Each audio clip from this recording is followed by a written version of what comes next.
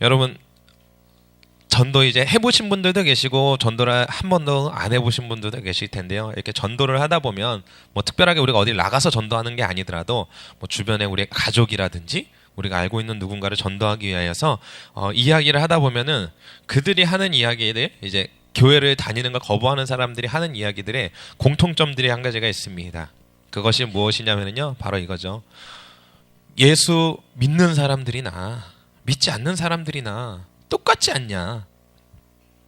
어찌 보면 믿는 사람들이 더 얌체 같고 믿는 사람들이 더 나쁜 짓 많이 하지 않냐라고 이야기하는 것들을 간혹 듣게 됩니다.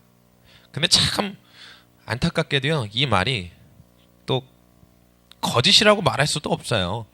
왜냐하면 물론 다 맞다라고 이야기할 수 있는 것도 아니지만 또 다 틀리다라고 말할 수 없는 부분이 실제로 그렇게 예수를 믿는다라고 하면서 온갖 악한 행동과 범죄를 저지르는 사람들을 우리가 보게 되기 때문입니다. 뭐 심지어는 목회자들마저도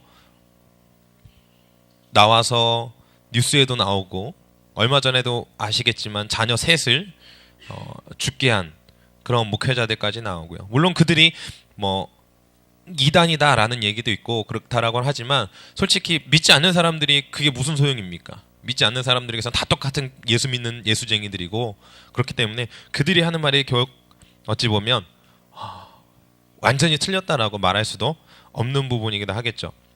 그래서 오늘 본문이 아니죠. 제가 전에 얘기했던 바로 오늘 본문도 마찬가지지만 어찌 보면 오늘 나눌 부분은 14절에서 26절까지라고 또 바라보시면 될 것 같아요. 14절에 나오는 부분에서 우리가 그러한 부분들을 우리가 다시 한번 생각해 볼 수가 있습니다. 14절에 보면 뭐라고 나옵니까? 행함이 없는 믿음은 유익이 없는 믿음이고 행함이 없는 믿음은 우리를 구원하지 못한다라고 이야기하고 있죠. 또한 17절에도 행함이 없는 믿음은 아예 죽은 것이라고 이야기합니다. 20절에서도요, 행함이 없는 믿음은 헛것이라고 이야기하고 있고요. 결국 우리 가운데 믿음을 가지고 있다라고 하면서 그 믿음의 행동이 나타나지 않는 것, 그것은 어찌 보면 온전한 믿음이라고 할 수 없는 것이고 더 나아가서는 죽은 것이다, 그리고 헛것이다라고 우리가 생각되어진다라는 것이죠. 근데 여기서 우리가 잘 생각해야 될 것이 있습니다. 그것은 무엇이냐면, 우리가 이 본문만 가지고 생각을 하다 보면 행동이 없으면 다 거짓이구나, 믿음이 아니구나 라고 생각할 수 있습니다. 이게 아다르고 어다른 건데요, 우리나라 말상 아다르고 어다른 건데, 분명한 건요, 구원은 믿음으로 받는 겁니다. 우리가 어떤 행동을 잘해갖고 우리가 선한 행동을 많이 했다고 구원받는 게 아니죠. 구원을 받는 유일한 길은 믿음입니다. 그 믿음이 없이는요 절대로 구원받을 수가 없죠. 그래서 예배소서 2장 8절하고 9절에 보면은요, 여러분은 믿음을 통하여 은혜로 구원을 얻었습니다. 이것은 여러분에게서 난 것이 아닙니다. 하나님의 선물입니다. 행위로 난 것이 아닙니다. 그러므로 아무도 자랑할 수 없습니다 라고 기록되어 있습니다. 이것은 표준 세번역으로 제가 불러드린 거거든요. 여러분, 그와 마찬가지로 오늘 본문상에서 보면, 오늘 이 야고보서를 보면 믿음과 행함을 어찌 보면 동등되게 놓을 뿐만 아니라 행함이 없는 믿음은 거짓되고 죽은 것이고 헛것이다라고 이야기합니다. 하지만 이 믿음을 통한 구원에 대한 부분은요, 행함을 통해서 우리가 구원을 받을 수 있는 부분은 아닙니다. 그렇기 때문에 우리가 온전히 정확하게 알아야 될 부분은, 이 야고보서를 읽으시면서 알아야 될 부분은, 행함도 중요하지만 우리가 구원 얻는 부분에 있어서는 믿음이 우선이다라는 것, 믿음이 있어야지만 구원을 받을 수 있다라는 것을 이야기하죠. 분명히 구원은 행위에서 난 것이 아니라고 다시 한번 말씀드립니다. 그러면 야고보가 본문에서 말하는 것, 구원받기 위해서는 행함이 있어야 한다는 것은 어찌 보면 잘못된 것이다라고 볼 수가 있는 것이겠죠. 곧 구원을 받기 위해서는 행함이 있는 것이 아니라 믿음이 있어야만 됩니다. 오히려 참된 믿음은, 그런데요, 이렇게 우리가 믿음이 중요하다라고 이야기하는데 이 행함에 대해서 그러면 야고보가 왜 이야기했느냐? 그것은요 아주 간단합니다. 우리가 참된 믿음을 갖고 있잖아요. 우리 안에 참된 믿음이 있으면 우리의 삶이 그 믿음의 삶을 살아갈 수밖에 없기 때문입니다. 야고보가 이야기하는 핵심은 바로 그겁니다. 너에게 믿음이 있느냐? 그렇다면 그 믿음을 보이라는 거죠. 어떻게 해요? 네 안에 참된 믿음이 있다라고 한다면 그 믿음의 행위가 너에게서 자동적으로 나타날 수밖에 없다라는 겁니다. 하지만 그것이 나타나지 않는다라는 건 믿는다고 볼 수가 없다라는 거겠죠. 여러분, 우리 안에 확실한 믿음이 있다라고 한다면 누군가를 만약에 사람을 믿는다라고 한다면요, 우리가 그 사람을 믿잖아요. 그럼 그 사람이 하는 말을, 그 사람이 어떤 모습을 보였든지 간에 내가 그 사람을 믿기로 결정했으면 그 사람의 말이 틀린지 옳은지 판단하고 믿습니까? 아니죠. 그냥 그 사람을 내가 믿기로 결정했기 때문에 그 말이 옳고 그름을 생각하기 이전에 이 사람의 말은 맞을 거야. 왜? 내가 믿는 사람이기 때문에. 라고 하는 것과 같이 우리 안에 그 믿음에 대한 어찌 보면 행동, 그러한 어떠한 것들이 나타나게 되어져 있는 것과 마찬가지로 우리가 하나님을 믿고 우리가 구원 얻은 자의 모습, 곧 믿음이 있는 자의 모습은 자동적으로 그 믿음의 행동이 나타날 수밖에 없다라는 것입니다. 그렇기 때문에 야고보는 그렇게 이야기하는 것이죠. 그래서 야고보는 행동하는 믿음의 예로 오늘 본문을 통해서 이야기하는 게 첫 번째가 누굽니까? 바로 아브라함을 이야기하고 있는 것입니다. 여러분, 하나님께서는 아브라함에게 내가 지시가는 땅으로 가라고 하셨습니다. 그렇죠? 그리고 그 후손으로 큰 민족이 되게 하겠다라고 약속을 해주셨습니다. 그래서 낳은 자식이 누굽니까? 이삭이죠. 이삭을 자녀로 얻었습니다. 그런데요, 하나님께서는 그 아들이 10대 소년이 되었을 때 갑자기 그 이삭을 제물로 바치라고 이야기합니다. 그를 결국은 죽이라는 이야기나 마찬가지인 거죠. 여러분 아시겠지만요, 하나님께서는 인신제사를 받으시는 분이 아닙니다.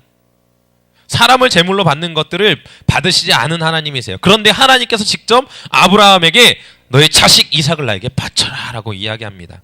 아브라함이 그걸 몰랐을까요? 알았겠죠. 내가 아는 하나님이 과연 맞나? 지금 이 음성이 하나님의 음성이 맞을까?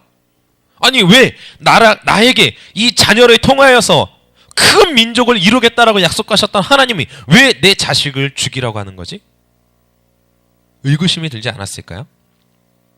하지만 그 아브라함의 행동은 어땠습니까? 그 아브라함은요, 그 안에 믿음이 있었습니다. 어떤 믿음이냐? 바로 내가 만약 이 아이를 죽인다 할지라도, 하나님의 명령을 따라서 내가 순종해서 이 아이를 죽인다 할지라도 하나님께서 나에게 약속하신 것을 이루실 하나님이기 때문에 이 아이를 분명히 살리실 것이다.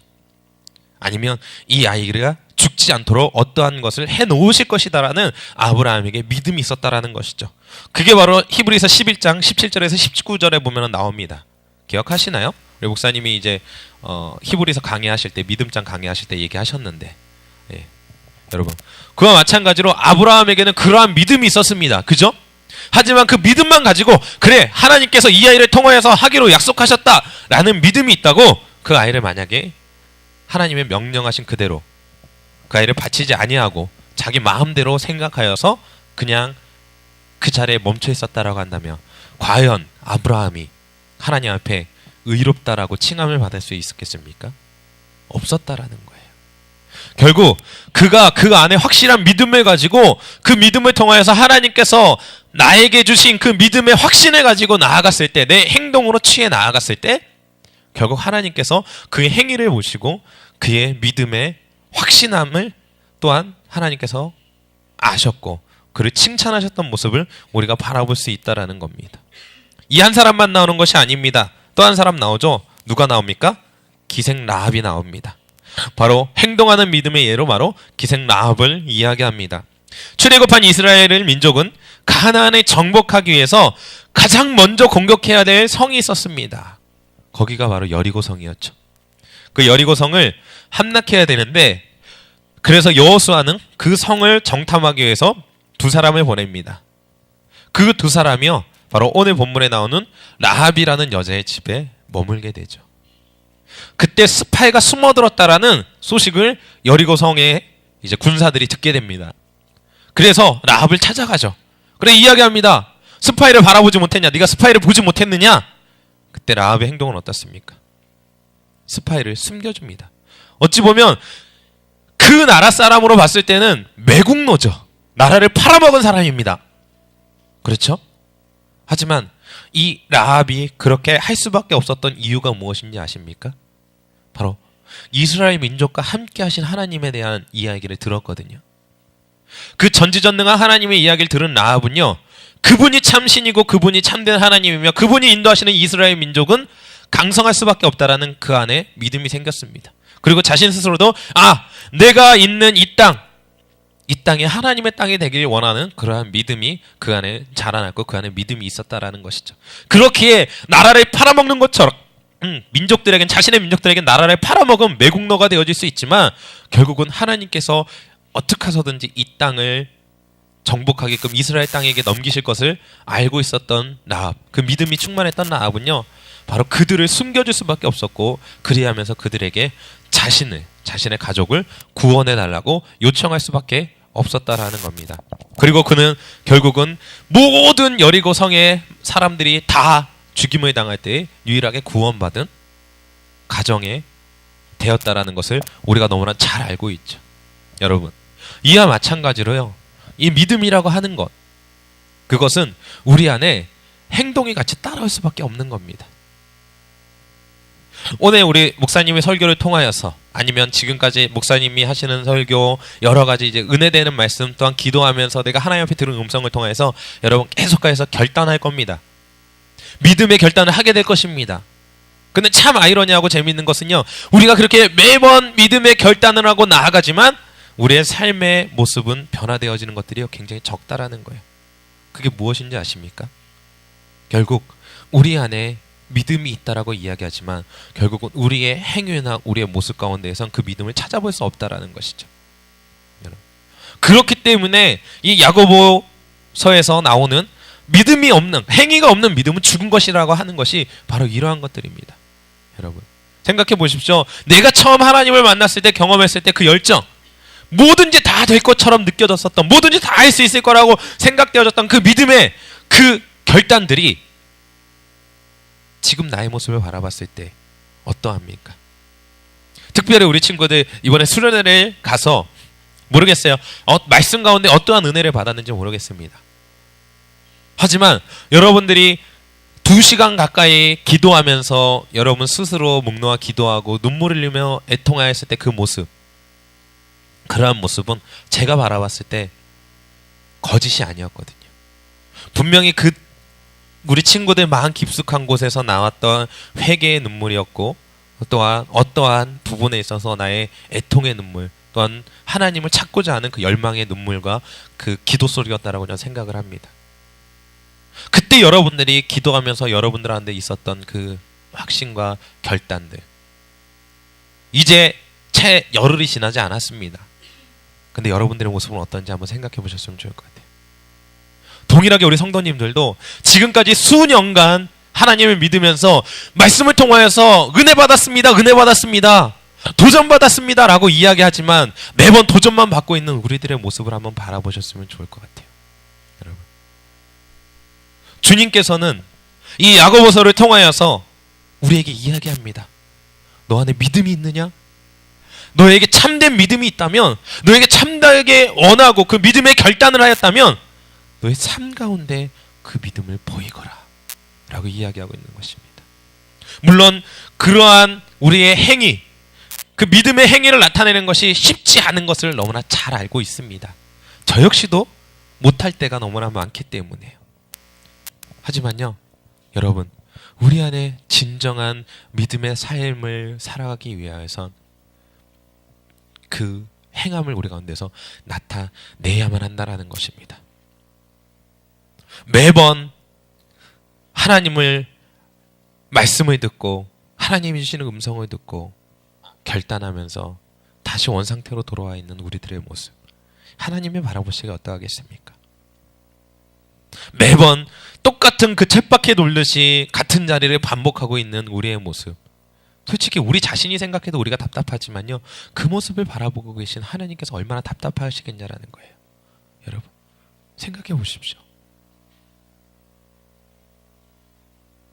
제가 제 자신을 바라볼 때도 답답한데 우리의 하나님 아버지께서 우리를 바라보실 때 얼마나 답답하시고 애통하고, 빨리 이 한미듬교회에 있는 성도들이, 우리 친구들이 정말 믿음의 결단을 내려서 그 결단에 행동을 취하길 원하는데, 그래야지 내가 너희들에게 주고자 하는 것들이 참 많고 너희들을 통하여서 축복의 통로를 열어서 많은 것들을 베풀어 주고 싶은데 아직 우리가 준비되어 있지 못해서 그러한 하나님께서 원하시고 하나님이 이루고자 하는 뜻들을 우리가 혹시 뒤로 미루고 있지는 않은지 우리가 정말 한번 회개해야 되지 않을까라는 생각이 듭니다.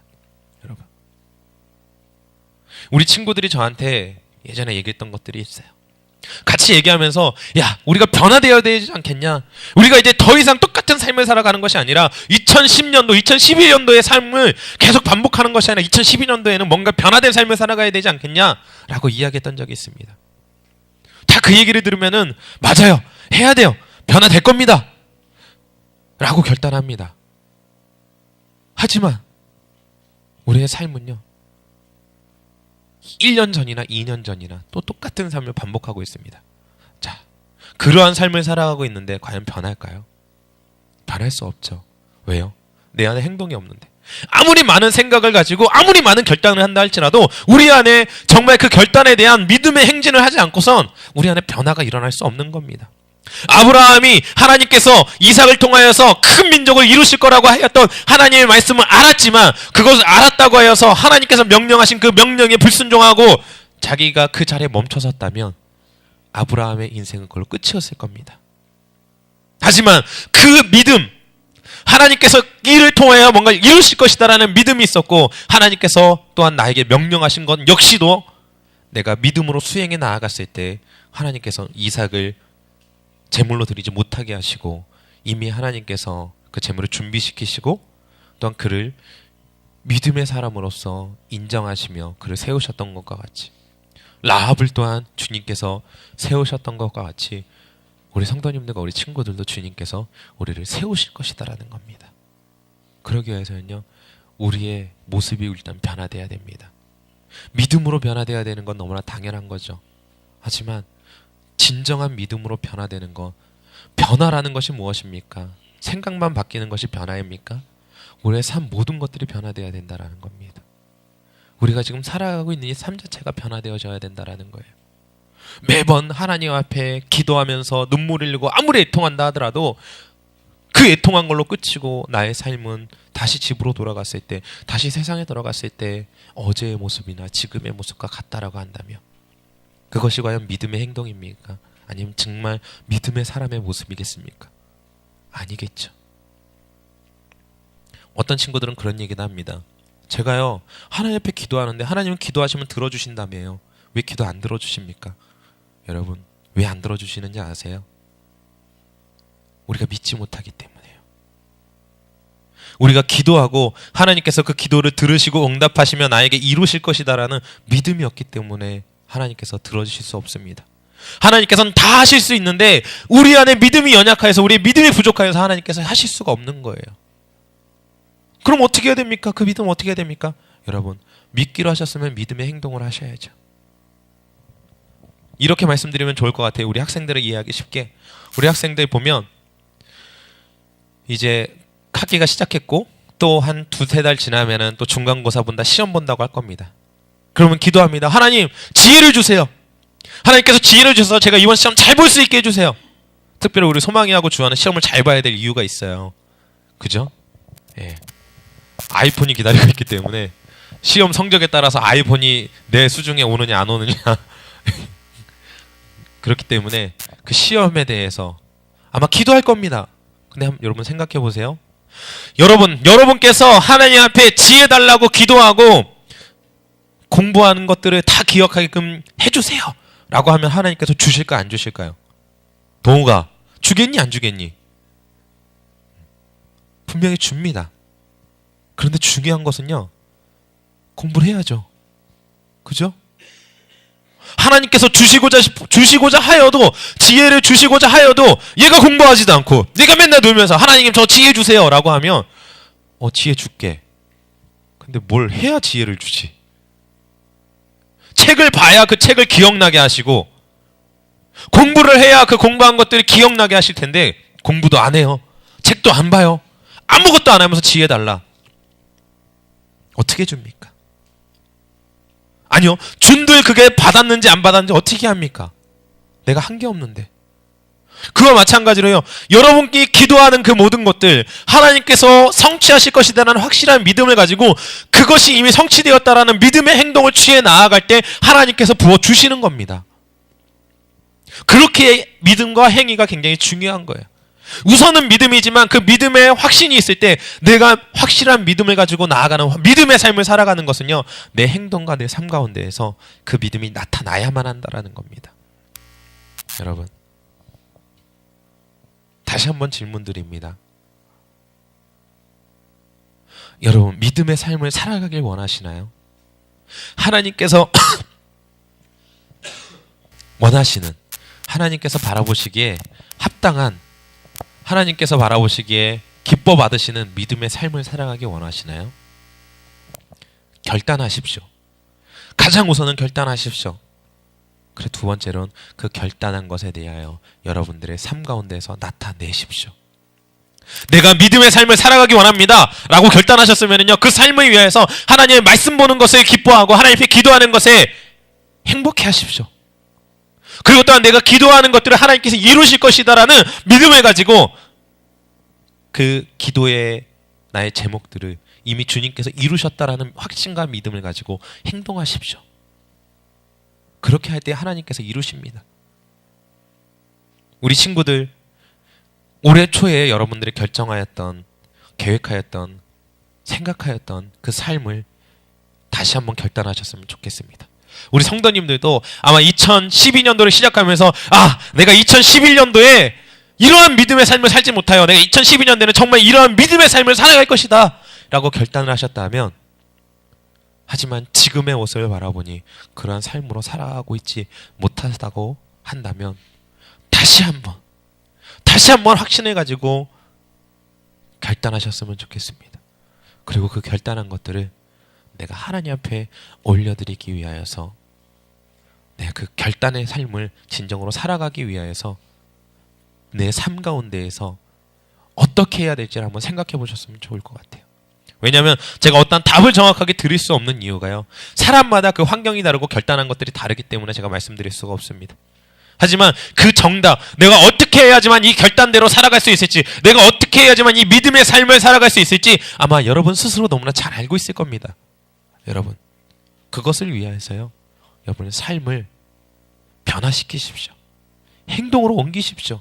생각만 가지고 그저 애통하면서 눈물을 백날 흘린다고 하여도요, 하나님께서 여러분들의 주시고자 하는 것들이 있지만 그것을 못 주는 그런 안타까운 현실이 일어나지 않도록 여러분, 믿음의 삶을 살아가십시오. 내 기도한 것들이 응답되지 않는다고 하여서 하나님 어디 계십니까? 라고 애통할 필요 없습니다. 왜요? 내가 하나님의 기도하면서 그대로 행하지 못하고 하나님께서 이룰 것이다 라는 믿음 없이 살아가고 있는데 어떻게 하나님께서 이루어줄 수가 있겠습니까? 더 쉽게 설명드리면 이렇게 하면 될 것 같아요. 우리 아버지께서 나에게 이걸 주셨으면 좋겠다라고 얘기했어요. 아버지께서 그걸 주려고 준비하고 있습니다.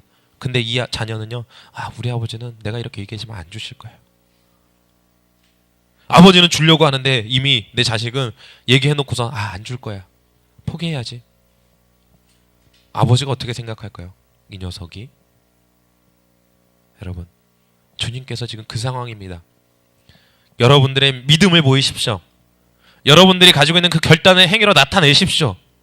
내가 하기로 결정하였다라면 그것에 대하여서 믿음뿐만 아닙니다. 내가 삶을 살아가는 동안에 나의 삶을 나타내십시오. 생각으로만 가지고 있어서는 그 어떤 것도 표출될 수가 없습니다. 변화될 수가 없습니다. 머리로만 가지고 있는 것은요, 절대로 변화되지 않습니다. 우리의 속에 가지고 있는 것은요, 속으로만 가지고 있는 것은 어떠한 변화도 우리 가운데 나타날 수 없습니다. 그것들을 적게나마 자극만 한 것이라 할지라도 우리가 표현해낼 때, 우리의 삶 가운데 나타낼 때 그것이 우리를 변화시킵니다.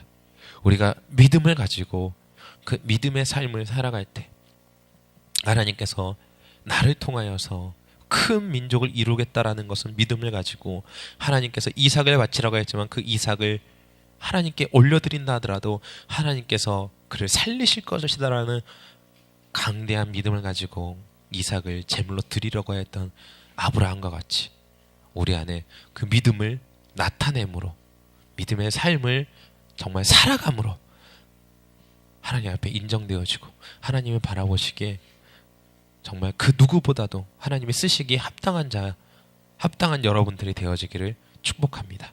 말씀을 정리하겠습니다. 여러분, 특별히 우리 친구들은 수련의 때를 다시 한번 기억했으면 좋겠습니다. 여러분들이 눈물을 흘리며 기도했던, 목이 터져라 주님을 외쳤던 그 이유가 무엇입니까? 그냥 분위기 때문에요? 남들이 다 하는데 나 혼자 안 하면 이상해질까봐? 아니잖아요. 정말 하나님을 찾고자 원했고 하나님이 나와 동행하길 원했고 내가 하나님과 동행하는 삶을 살기를 원하는 마음에 그 주님을 외치지 않았습니까?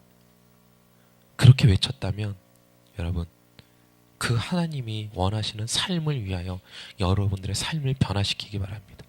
우리 성도님들도 목사님의 설교를 통하여서 묵상을 하는 가운데, 성경을 보는 가운데 여러분들 가운데 하나님께서 도전을 주실 겁니다. 비전을 주실 겁니다. 여러분, 그 도전과 비전을 그냥 마음속에만 담아두는 것이 아니라 내가 그러한 삶, 하나님께서 나에게 이렇게 살아가라고 이야기하셨고 목사님의 설교를 통해서 나에게 이러한 도전을 주셨는데 내가 이 도전을 이루기 위하여서, 내가 이러한 삶을 살기 위하여서 하나님, 제가 앞으로 이러한 삶을 살기 위하여 이렇게 도전합니다. 결단하시고 그것을 위하여서 한 걸음 한 걸음 내디드시는 우리 성도님들, 우리 친구들 되셨으면 너무나 좋겠습니다. 그렇게 할 때 하나님이 이 아브라함과 이 라합을 믿음의 사람으로서 인정하셨던 것 같이 우리도 내 사랑하는 아들아, 내 사랑하는 딸아, 정말 너의 믿음이 크도다. 내가 너를 통하여서 이 한믿음 교회를 세울 것이고 내가 너를 통하여서 이 안산 땅을 변화시킬 것이다 라는 그 음성을 들으시고 그 음성을 이루어 나가시는 우리 성도님들 되셨으면 너무나 좋겠습니다. 제가 기도하겠습니다.